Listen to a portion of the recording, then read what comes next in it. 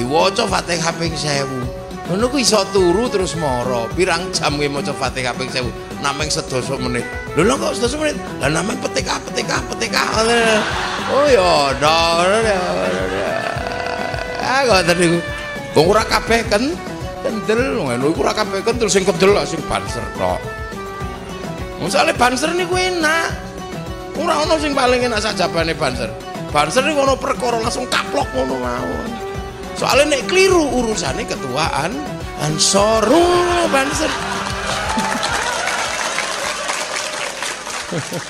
Banser. Hitung dhewe. Lho aku ane metu kabeh lho. NU biasa, metu aku ya. Setiap tamu kita sambut. Kei aku sampean juga harus belajar besok setiap tamu sambutlah yang baik. Kei aku ya.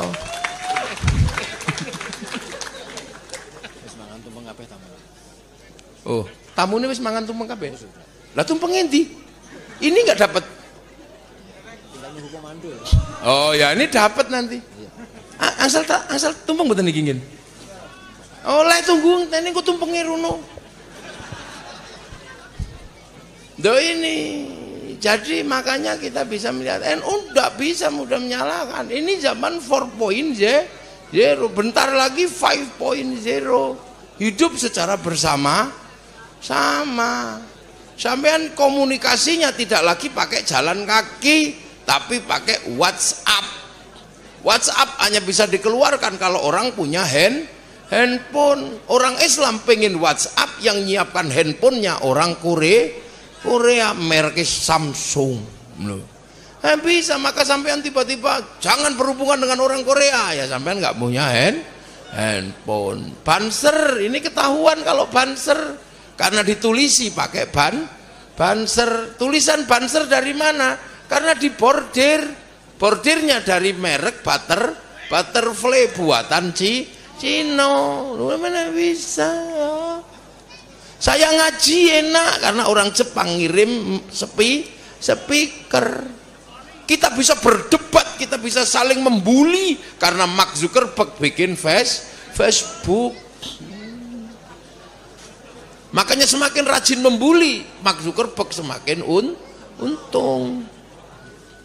Ya ini biasa, ini dunia baru. Makanya lah kita ini sedang mencoba membangun kehidupan bersama. Makanya NU ini membuka jalan cakrawala berpikir dan cakrawala berteman. Agar apa? Agar masa depan umat ini tetap ada yang ngomong. Ya sudah, ada yang tidak bisa ngomong, orang yang suka genduren, biar dimong sama NU. Ada yang nggak bisa ngomong orang karena pakai ake, biar dimong sama NU. Ada yang nggak bisa ngomong orang yang sarjana kuburan, biar dimong sama NU. Makanya jangan kaget kalau di NU macem karena mongane NU macem karena sekarang banyak orang nggak mau ngomong. Orang tarweh 20 nggak mau ngomong, wis ben dimong karo wong NU. Orang tahlilan ada yang nggak mau ngomong, orang tahlilan ben dimong karo NU. Karena ini orang yang hidup di zamannya para ulama. Mula sampai aneh orang sing gelem ngomong tak mong dimong karo NU. Ya sampean kok sing senengane salat telat, ra ono sing ngomong cek dimong karo NU. Karena NU biasanya ngomong wong salat telat sampai setengah loro itu dimong ya Robana. Nek rung teko ya ulama NU ngomong meneh tombo ati, nek ra teko-teko ya diuruki anjang ya. Sing iso ngomong sing beler-beler iku ya NU. Wis ngono tok ae kok angel. Ya sampean sing seneng isih nang kuburan go menyan, ora ono sing gelem ngomong sampean mara Kiai NU engko lak dimong. Kita dimong. Biasa mawon dah. Lane tipologi NU macam-macam. Kaya ngeten iki ya beda-beda. Ana sing ketonan, ana sing ora, ana sing kathoke cekak. Ana sing ya macam-macam lah ngene iki omongane ulama.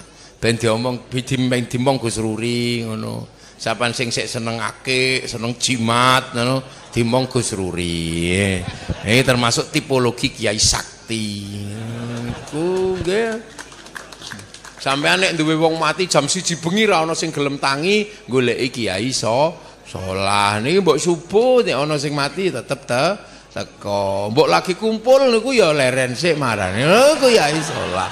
Iki duwe kae nggih. Sampai nek kepengin duwe wong sing seneng sekolah, pengen sekolah sing rada serius ngono, Kiai Hasan, kalau Kiai Sakho nika. Nggih, sampai nek pengen wiritan sing dawa niku Yai Asyari Abta, kata dawa wiritane. Nggih, nek pengen wiritan cepet nah golek kula mawon, cepet. Lah niku lengkap komplit niki Kiai, komplit sedaya. Nggih. Ngono iki dadi mula wegah nek misale kok methiti ngono ya ora. Nggih. Nggih, NU nek dijak gelut ngono. Wani sing kendel-kendel tapi nek sing rawani kan wedi. Akhire timbangane nuruti sing kendel, nuruti sing rawani wis melu sing rawani wae ayo rasa gelut. Ngono biasa NU ya. Wong ora kabeh kendel, NU iku ora kabeh kendel sing kendel sing banser tok. Soalnya banser niku enak. Ora ana sing paling enak sak jabane banser. Banser niku ana perkara langsung kaplok ngono mawon. Soalnya nek keliru urusane ketuaan Ansor banser. Banser.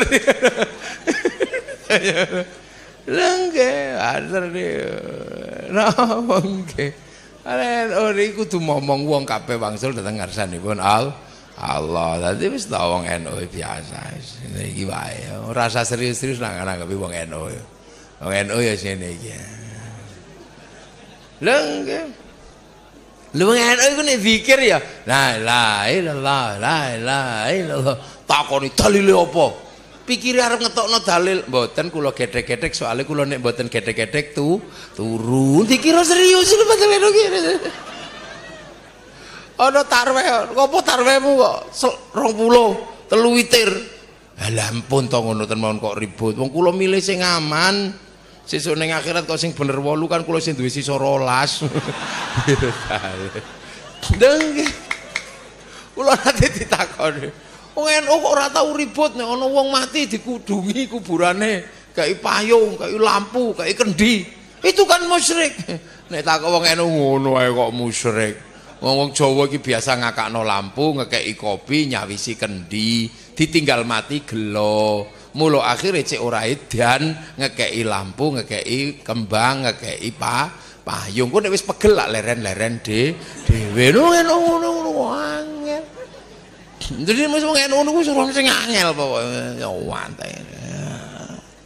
Wong ngoten niku ya pelajarane para sepuh. Bahwa Hasbullah ngono ngenai pelajaran ya ora angel. Bawa apa sepuluh takoni, Mbah, ini korban sapi nih wong pinten, wong 7 lho, liyane 7 sedaya, kula niki wong 8. Lang saged mboten iso wong 8. Anakmu sing paling cilik pira? Gini kita sih 4 tahun, wah nek 4 tahun rung iso menek sapi, ganjelen Mbah, wedhus, go ancik-ancik, engko ben mancik munggah sapi, lho ngono ya biasa nek wong NU ya ora ribet.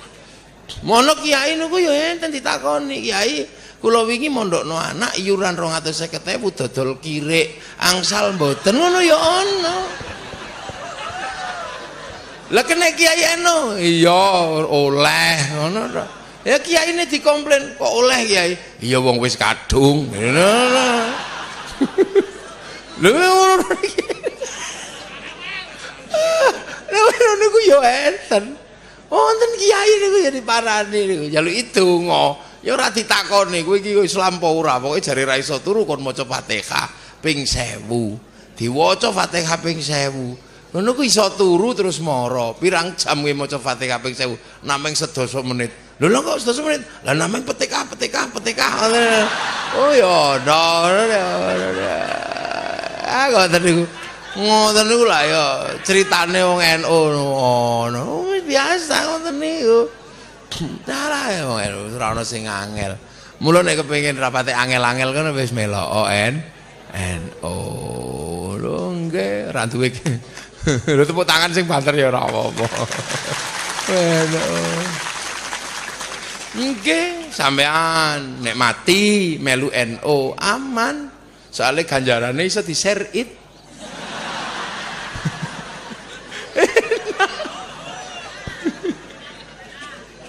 Nggih. Apa meneh nek sing bodho-bodho ngeten iki nek melu NU aman, iso kirim donga senajan ora duwe pulsa.